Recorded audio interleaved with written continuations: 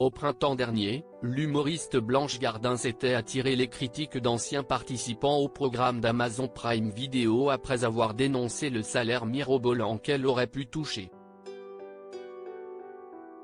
Si vous êtes un aficionado de LOL, qui ressort, et plus généralement du monde de l'humour, vous n'êtes pas passé à côté de la grosse polémique lancée par Blanche Gardin. L'humoriste dénonçait sur ses réseaux sociaux avoir été approché par la production du programme diffusé sur Amazon Prime Video, et qu'on lui aurait proposé une énorme somme d'argent en échange de sa participation. À l'époque, celle qui s'est fait connaître grâce à Working Girls sur Canal+ se disait particulièrement mal à l'aise d'être payée autant pour une seule journée de tournage, environ 200 000 €, alors même que l'association dont la personnalité gagnerait l'émission ne toucherait, elle, que 50 000 €.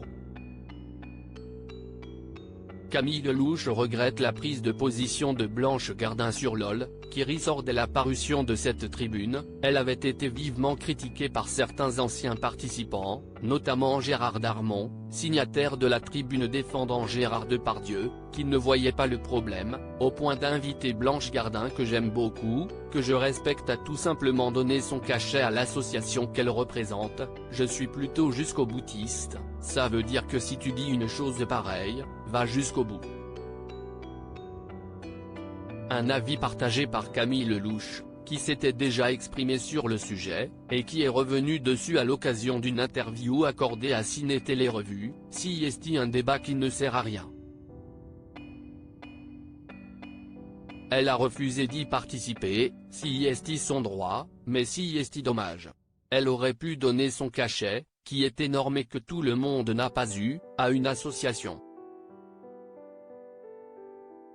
Camille Lelouch ne veut pas à Blanche Gardin. S'il y a quelques semaines de cela, elle n'avait pas hésité à tacler sa consoeur humoriste. Camille Lelouch est aujourd'hui moins véhémente, je ne lui en veux pas, car CIST une super artiste.